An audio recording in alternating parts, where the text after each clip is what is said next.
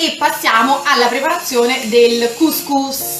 Utilizziamo un couscous pronto, precotto praticamente. Avete presente quello che si trova al supermercato? È un couscous precotto. Significa che al couscous deve essere aggiunto dell'acqua bollente o del brodo bollente e deve essere lasciato riposare per 5-10 minuti, in genere 10 minuti, in maniera tale che si va ad idratare. Quindi non è un couscous da preparare nel vero senso della parola, è un couscous che si utilizza.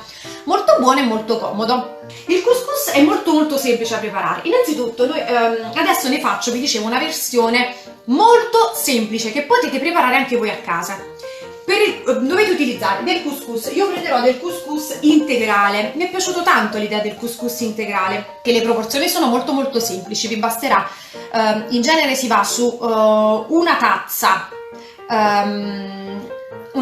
di acqua, una tazza di couscous. Se leggete però praticamente le istruzioni che ci sono sulla confezione, vi dice anche quali sono le proporzioni da utilizzare a persona. Ho già preso una tazza d'acqua, metto nella pentola, vedete? Ho messo l'acqua nella pentola, la porto ad ebollizione, poi vado a salare, ok? Porto ad ebollizione. È molto, perciò dicevo che è una cosa super rapida da preparare. Porto ad ebollizione, vado a salare e vado a mettere l'olio. Serve poi l'olio per sgranare meglio il couscous, non farlo attaccare. Che voglio utilizzare a questo punto la stessa tazza che ho utilizzato per misurare l'acqua, l'asciugo altrimenti mi si attacca il couscous dentro, probabilmente mi si attaccherà lo stesso, e la vado ad utilizzare per misurare il couscous. Ho notato che il couscous integrale richiede un pizzico d'acqua in più rispetto a quello là di frumento normale, insomma, è leggermente più scuro. Quindi io non riempio completamente la tazza, la lascio un pochino più vuota. Eccolo qua. Questo è il couscous, per chi non lo conosce, è una granellina fine praticamente.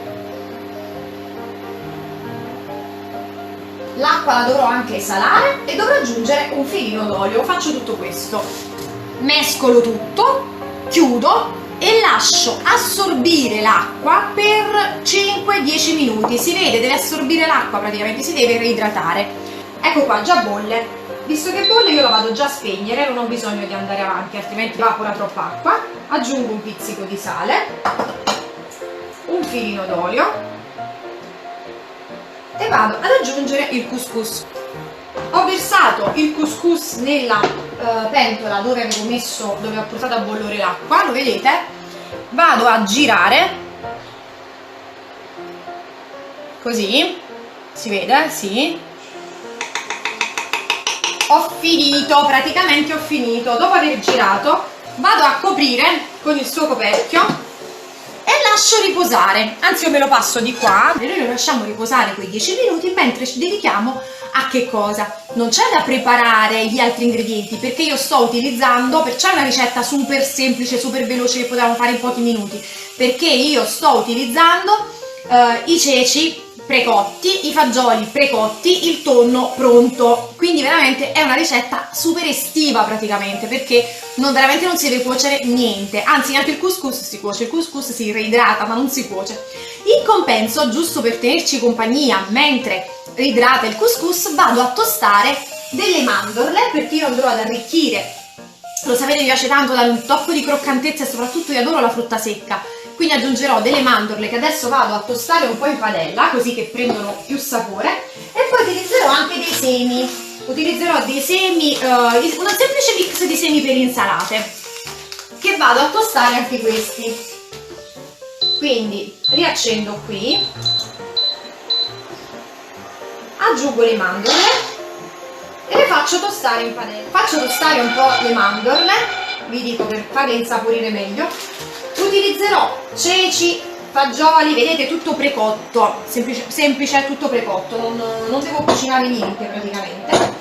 E del tonno, io ho scelto del tonno in filetti perché insomma dà più sapore. Poi ho preparato anche della paprika che voglio spolverizzare sui ceci per dare anche un tocco in più. È arrivato il momento di toglierle. E vado, ecco qua, mi raccomando, quando fate tostare le mandorle Scuotete la pentola in continuazione, altrimenti si bruciano. Poi, stessa padella, vado a tostare anche i semi, perché voglio aggiungere dei semi. Sapete che i semi fanno molto bene, io li utilizzo molto spesso nelle insalate, veramente molto spesso. In questo caso li vado ad utilizzare anche per arricchire questa ricetta, proprio perché effettivamente è una ricetta semplice che richiede davvero pochi ingredienti, quindi vado ad arricchirla anche in questo modo qui. Nel frattempo, questo farà subitissimo praticamente a tostare,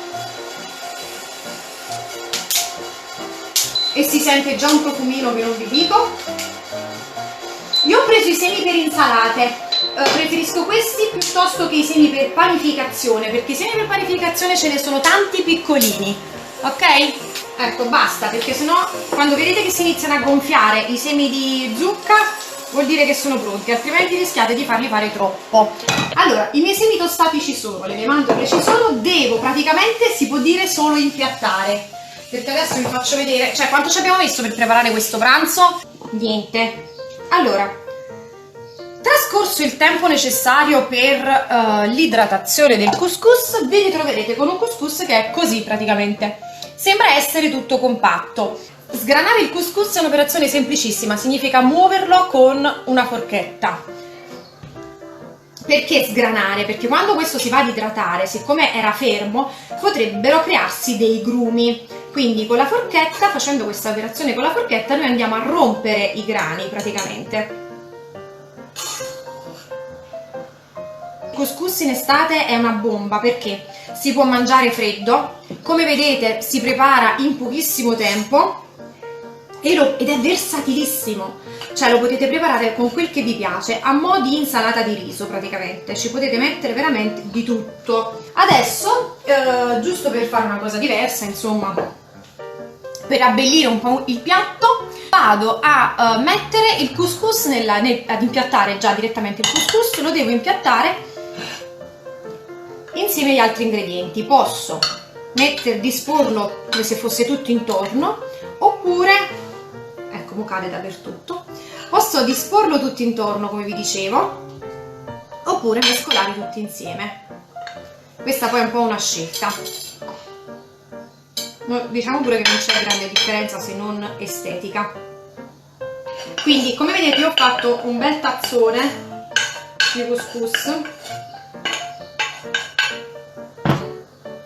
ed è praticamente una quantità che con tutti gli ingredienti di farcitura che andremo a mettere lo mangeremo in 3, perché oggi a pranzo siamo in 3, ma avanzerà. Allora, adesso vado a mettere dei filetti di tonno al centro.